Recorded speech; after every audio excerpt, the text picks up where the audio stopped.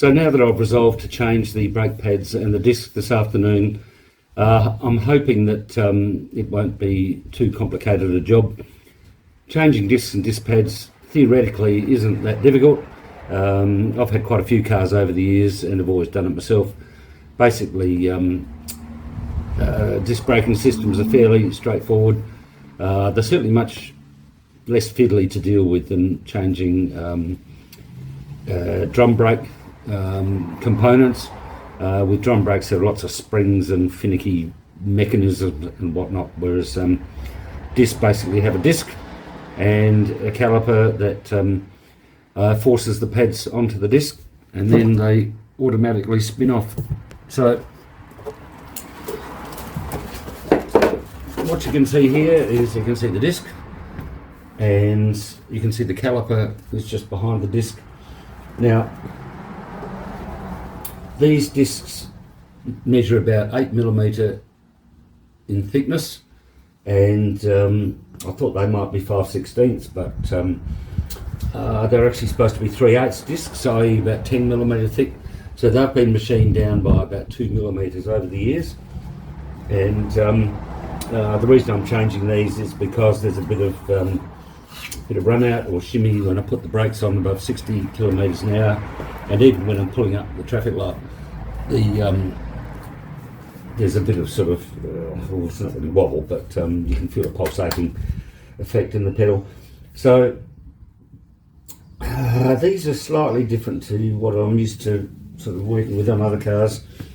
Like most discs, they're held on by a castellated nut, so a nut which looks like a castle basically, and a split pin and a washer. So the task is to basically take the caliper off of the car, so to remove the caliper, then to knock the split pin out, take the nut off and the washer off, and then this whole disc assembly should come off. It looks to me like the disc and the hub are bolted onto this sort of front hub thing which has the wheel studs,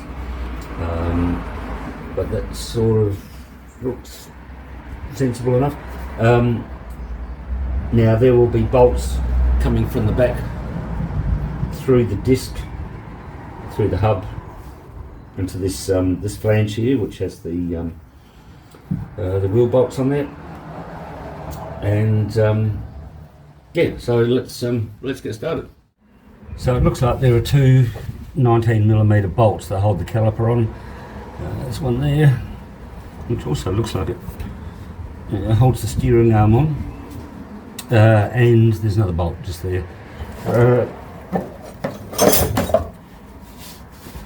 I can see there are holes in each of those bolt heads, so there's wire, so we'll just chop that off. Wiring things up is actually a pretty good idea. Right, so we'll get the wires out there.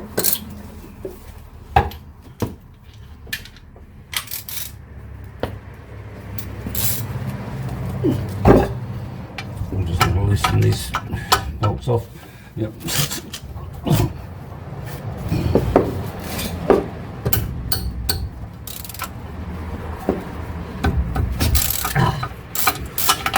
Just whack my thumb.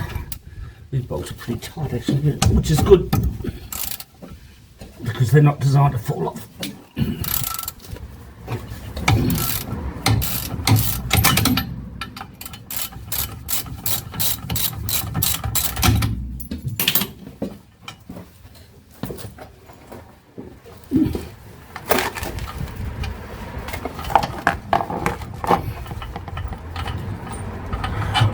That one in the plastic container, and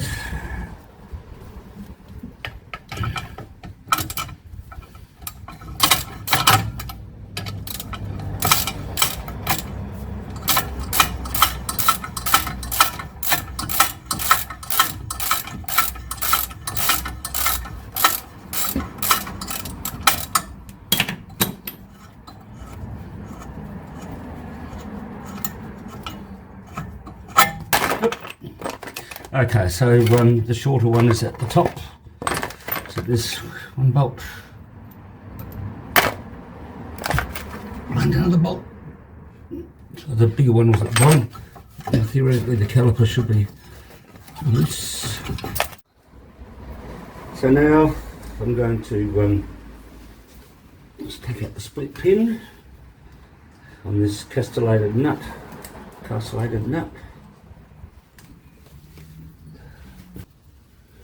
There's a fascinating fact. In the eastern states they call castles. Castles. So we tend to be a bit more civilised here in South Australia and we call them castles, just like the English do.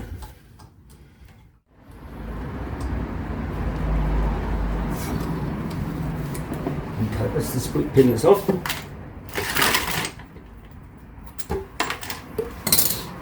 Now,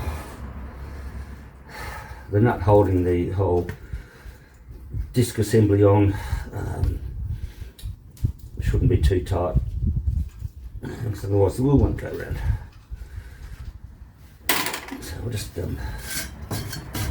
little screwdriver.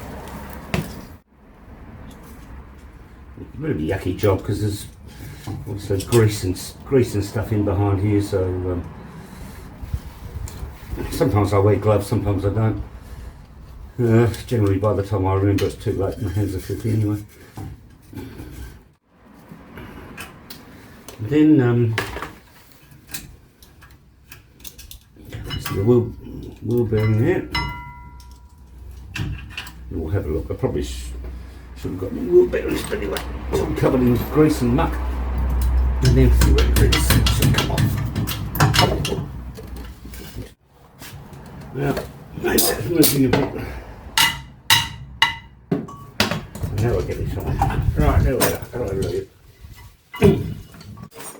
Now you can see what we've got here. We've got the disc that we just took off, and this is the back of the disc, and there are 5 bolts which hold the disc to the hub. So we're going to have to separate the disc and the hub. So in the hub are the bearings, and we'll give all those a bit of a clean up and get this all sorted out. So we'll just go outside and in the sunshine, and we'll deal with this. So you can see on the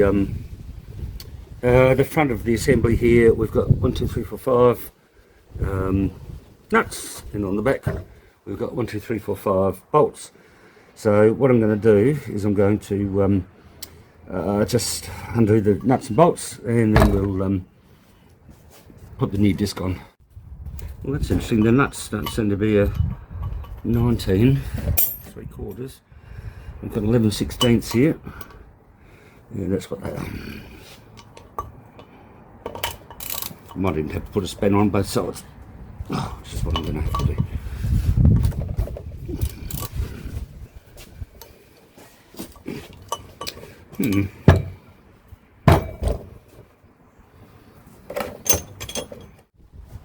Right, so I couldn't work out how on earth I was going to get these bolts out. And what I did notice is the gaps between my planks on my outdoor table are about 8 or 9 millimeters. I'm hoping that this is going to work.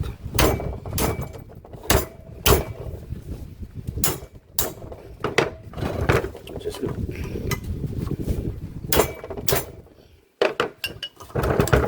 I should put a big lever on here.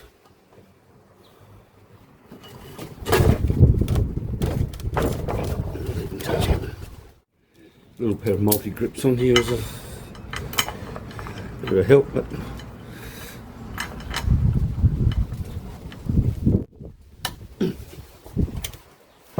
no, it works. So how about that? So I've just put some WD-40 on there, and we'll just see how that sort of goes.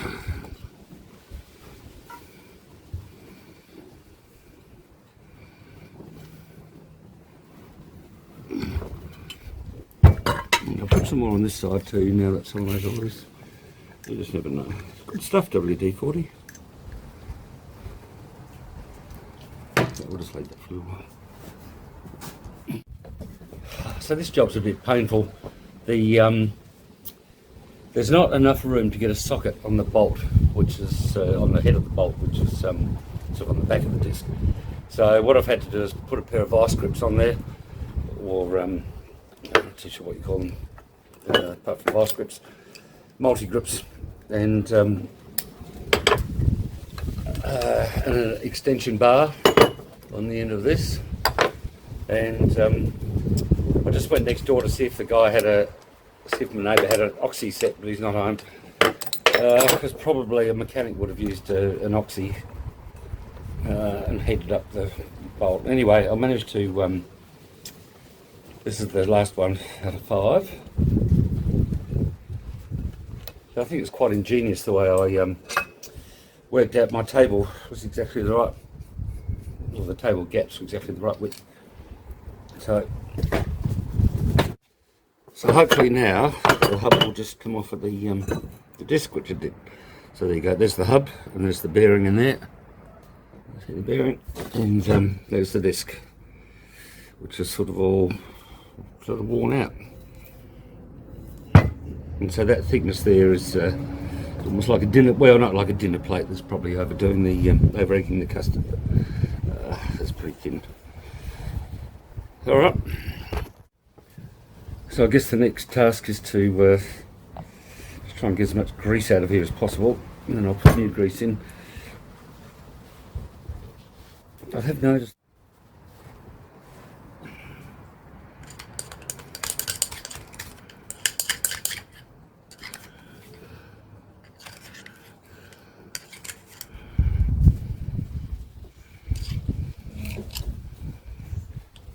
it really is quite yucky. It's a horrible job. I had wheel bearing grease is the pits.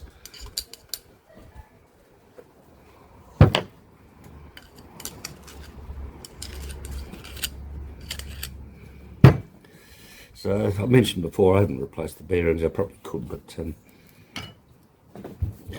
there was no noise or anything like that from them, and there's no slop.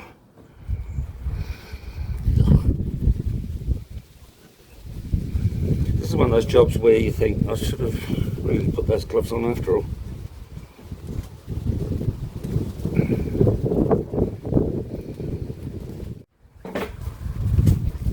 So I've now got the hub separated from the old disc, and this morning I got 2 brand new discs.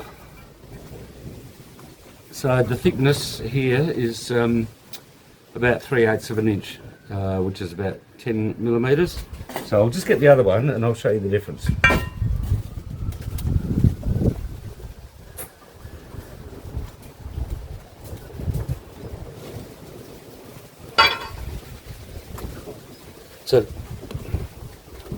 So laying the 2 side by side, the old one is 2 millimeters thinner than this one. Yes, and it goes like that. And we've got those terrible nuts and bolts to put back in, and they really are terrible. I'll give each one a teeny weeny squirt. Try not to get it next to the try not to get the disc face.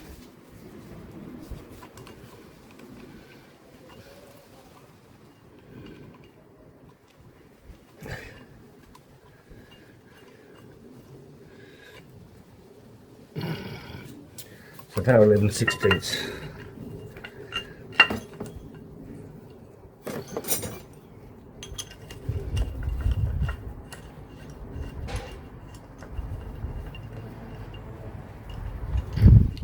Okay, so you can see what this is going to look like.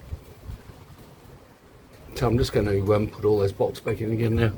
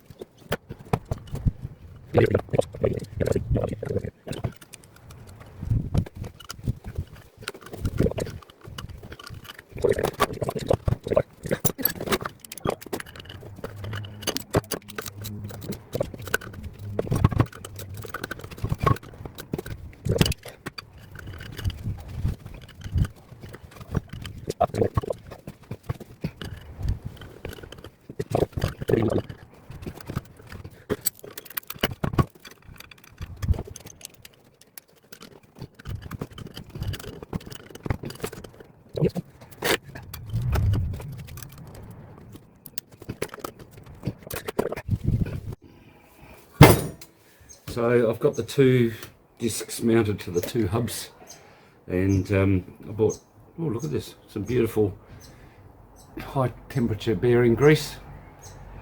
This is Penrite, but that's all they have at the shop. So I'm just going to load this up with that. I never knew whether to fill the whole axle up or what the story was, but what the story should be. I don't really know whether or not to fill the whole axle up. I'll put a fair bit in with it, and some of the old stuff still in there.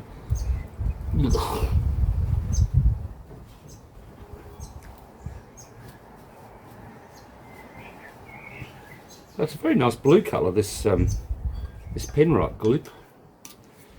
I'll put a fair bit in there.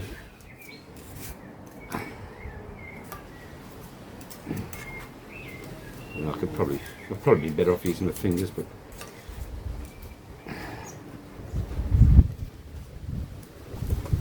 it was quite dear, this lithium grease. It was $20 for a tub. Car stuff's very expensive in Australia compared with what I see on the American YouTubes. So now I'm just going to start putting things back together. Some of the old grease off of there, it's all pretty yucky.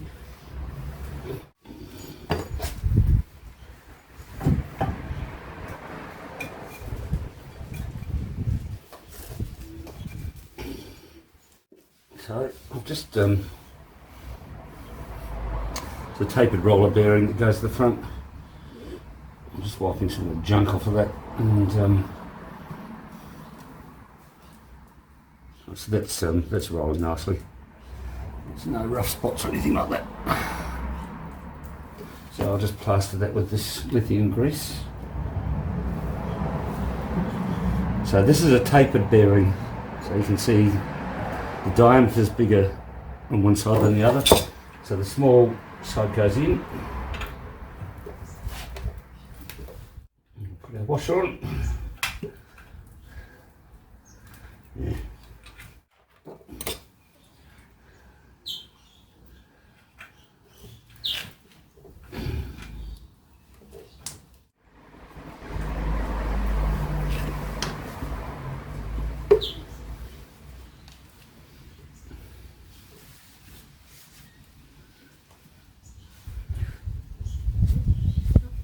So what I'm going to do now is I'm just going to tighten that castellated nut up.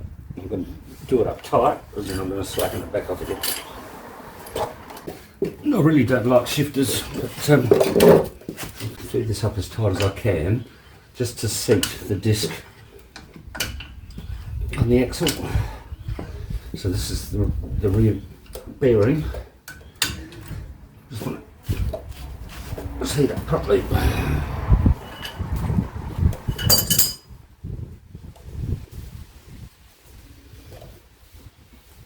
So now,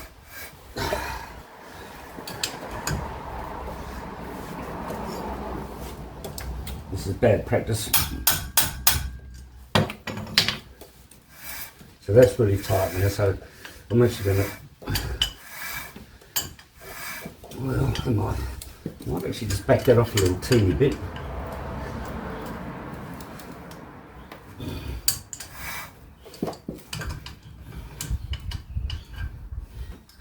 So I don't know if you remember when I took the disc off, this side was really only sort of finger tight.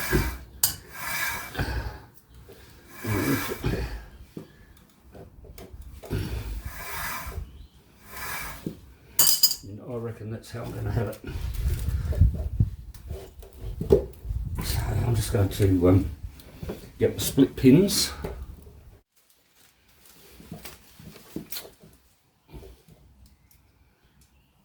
So the idea of these nuts is you can put a split pin through, and they're not symmetrical, so you just got to find the hole just there. just tweak that up a teeny bit. See, that's all beautiful and free.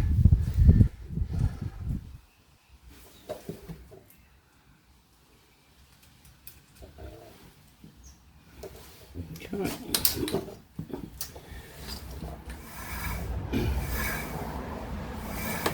So I guess it's stating the obvious, but always use a new split pin.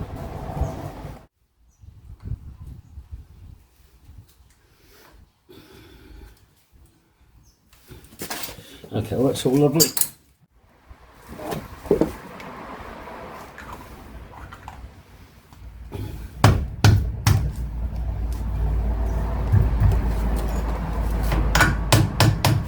Right, there you go, Bob's your uncle. That's beautiful. Okay, now we're going to do the other side. So the next step is to just empty out a little bit of the brake fluid. The reason I'm doing this is because I've just got to push the pads into the calipers a bit to make the gap between the pads wide enough to fit over the new caliper. Now, there seems to be a bit of space on top of the brake fluid. Whether I need to take any out is another question, but I may as well. Just going to put a rag in there and just soak some of it up.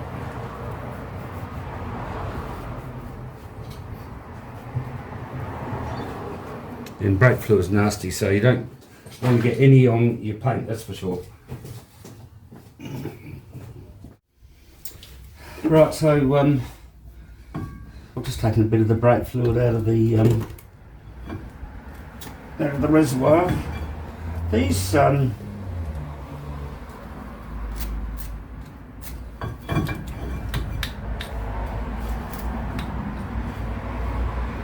pads look almost new. I'm just going to get the set that I bought and have a look and compare them. So I've just gone and opened the box of the new pads, and they're girling, and they're sort of funny looking things. They're square with a little circle tab on them, and I'm just going to see how thick the ones that are currently on the car are compared with these. And I don't know, they don't look too much different actually. In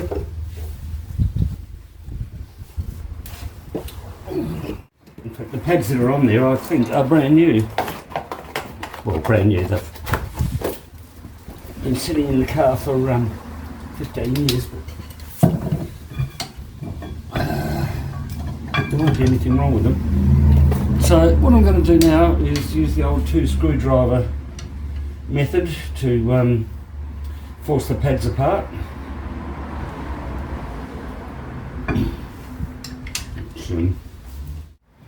Okay, so that's enough.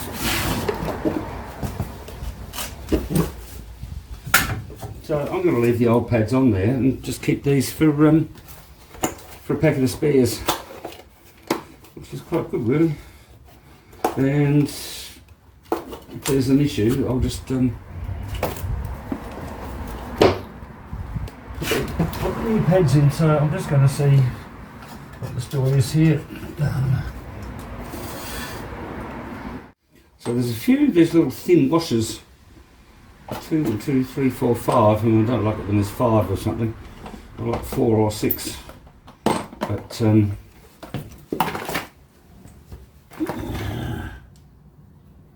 what's that? No. I'll have to have a look in the book to see where they all go, but I suspect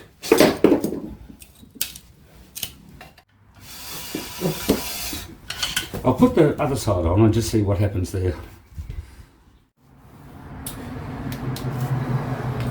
So I ended up with a few little spacer washers and I still don't really know what they're for, but I put them behind the little brake brackets. Now I've got the calipers back on. This turns by hand, which is good. A bit of a tight spot, but it'll sort itself out. Now the two bolts behind the caliper here, the two that hold the caliper on, have got holes in them, and that's so that you can pass a piece of wire through them so they don't turn, they get loose. Or I presume that's what it's for. So I'll just do that.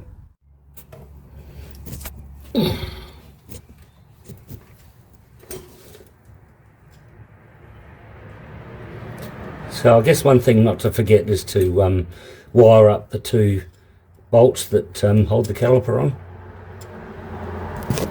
So anyway, that's a job that I've been meaning to do for ages. It's always a bit mucky doing brakes and brake discs, especially on old cars, but that's alright. It looks nice. And I've got a spare set of brake pads because I didn't change the old ones, they're almost brand new. So thanks for watching that episode. Changing the brake discs and pads is a bit of a mucky job. As it turns out, I didn't have to change the pads because they're almost brand new. But at least I've now got new discs, and that'll save the shimmy I had when I was lightly touching the brakes. I'd get a pulsation, and even when I was pulling up to the traffic lights, I'd have a sort of sensation through my pedal. But it should be fine now with new discs, and once those pads wear out, which will probably be not in my lifetime, then I've got a spare of pads to put in. So I hope you enjoyed that episode. It's a beautiful day here in Adelaide, and we'll see you next time. Bye.